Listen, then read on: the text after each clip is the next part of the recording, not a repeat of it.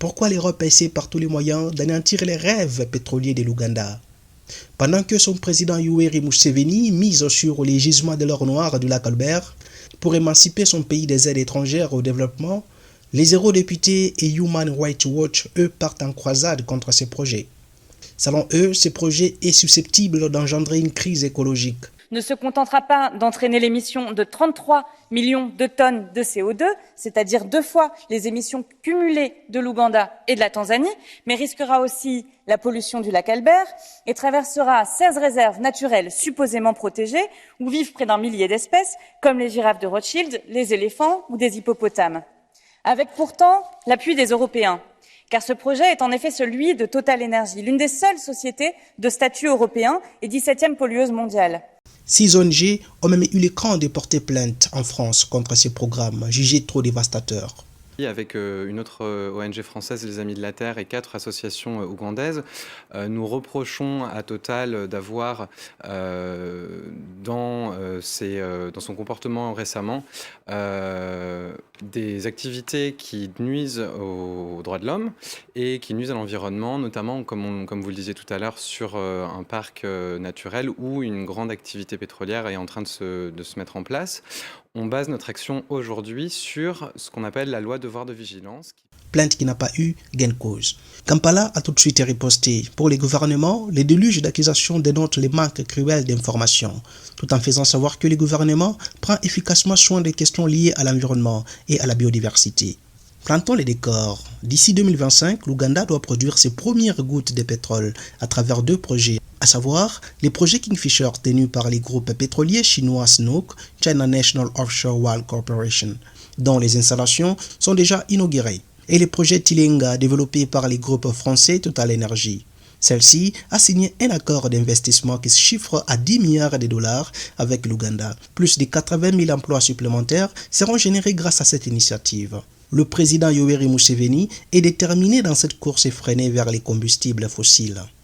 Le projet est en train d'entrer dans sa dernière ligne droite. Son objectif affiché est de faire une percée économique et fulgurante avec cette ressource. L'Ouganda doit ainsi figurer parmi les grandes puissances pétrolières et doit peser lourd sur la balance de la concurrence à l'échelle mondiale. Kampala déploie des efforts considérables pour s'affranchir des aides étrangères au développement. Face à cela, un déluge d'accusations s'abat contre l'Ouganda, surnommé la perle de l'Afrique. L'Europe est en crise de nerfs. Elle adopte une position radicale et voit en cela un affront contre la biodiversité. Un rapport de 47 pages, rendu public le 10 juillet 2023 par Human Rights Watch, accuse l'Ouganda de mépris des droits humains.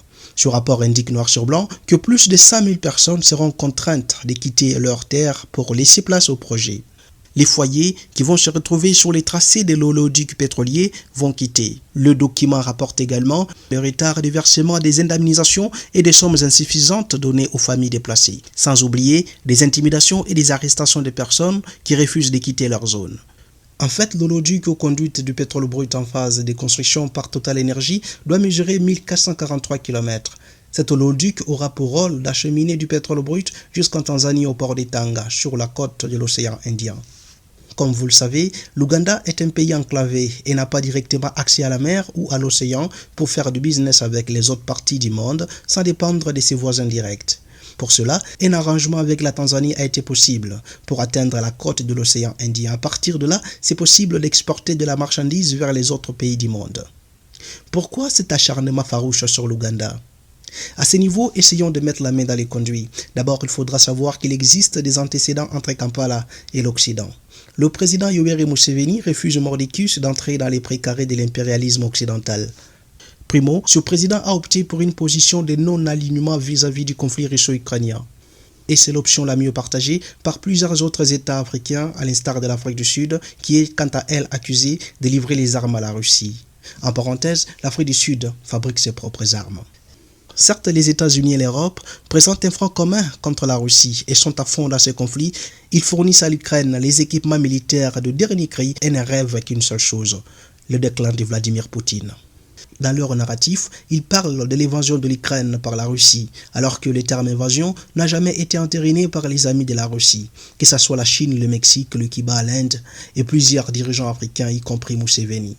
D'ailleurs, ces derniers continuent de dealer avec Poutine en dépit du fait qu'il soit dans les viseurs de la Cour pénale internationale. Sur ce plan, l'Occident active des punitions contre l'Ouganda. L'Ouest coupe les robinets financiers, ainsi donc l'aide destinée à ce pays pour les personnes séropositives est tout simplement suspendue. En guise de pression sur l'élite politique ougandaise.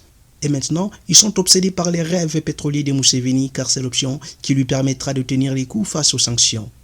L'utilisation à bon escient de la manne pétrolière va contribuer à réduire constamment les taux de chômage, à accroître les prestations sociales et j'en passe les meilleurs. Segundo, il y a la question de l'homosexualité ou les LGBTQ ou LGBT. Lundi 29 mai 2023, l'Ouganda a criminalisé officiellement l'homosexualité. Ce pays a annoncé l'entrée en vigueur de la loi anti-LGBT ou anti-LGBTQ.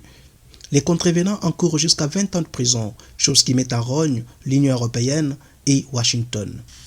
Les États-Unis ont réagi en suspendant les visas de la présidente du Parlement ougandais, Anita Among. Une décision jugée illégale pour forcer ce pays à capituler. En plus de cela, la Banque mondiale vient tout juste de stopper son aide financière à l'Ouganda. Le président Yoweri Museveni reste droit dans ses bottes tout de même. Il déclare que son pays ne cédera pas à la pression étrangère sur la loi anti-LGBTQ. On se demande bien pourquoi l'Occident croit toujours détenir les pouvoirs d'ordonner ou de décider de ce qui est correct à chaque instant dans le monde. L'Ouganda a dénoncé cette attitude néocolonialiste en exigeant le respect. L'Europe et les États-Unis essayent de consolider leur funeste emprise sur l'Afrique, tout en gardant les préceptes des mondes unipolaires. Pourtant, le continent africain veut se défaire des carcans du capitalisme vers un monde où tous auront droit au chapitre, un monde multipolaire. Le chef d'État de l'Ouganda refuse d'être les paillassons de l'Europe et des États-Unis, comme le sont certains de ses homologues, et dans sa position, il s'attire la foudre.